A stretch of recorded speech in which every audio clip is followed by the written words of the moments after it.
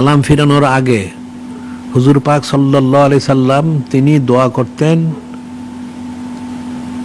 হুজুর পাক সাল্লাল্লাহু আলাইহি সাল্লাম তিনি বলেন, 4 জিনিস থেকে পানা না চেয়ে আমার কোন উম্মত যেন সালাম না ফিরায়, তারা যেন পরে আচ্ছা আল্লাহ আউযু মিন আযাবিল কবর, আচ্ছা আউযু মিন আযাবিল জাহান্নাম, আযাবে জাহান্নাম, মিন ফিতনাতে মসিহ দাজ্জাল, মিন ফিতনাতে মাহিয়া ওয়াল মামাত। এরপর কি লেখা হয়েছে যে মনে রাখতে হবে আত্মাহিতু দুরূদ শরীফ দোয়া সূরা পড়ার পরে পড়বে, তারপর সালাম ফিরাবে।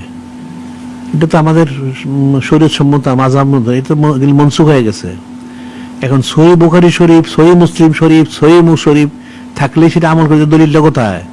এখন তো মাযহাব হয়ে গেছে, ফতোয়া ফয়সালা হয়ে গেছে।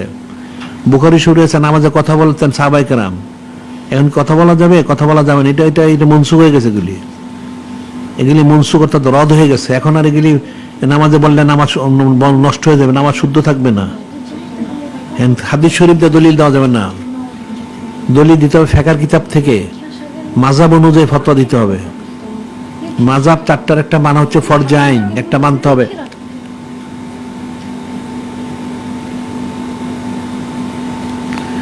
মাযহাবের একটা মানতে হবে, এটা আমাদের মাযহাব মতো না।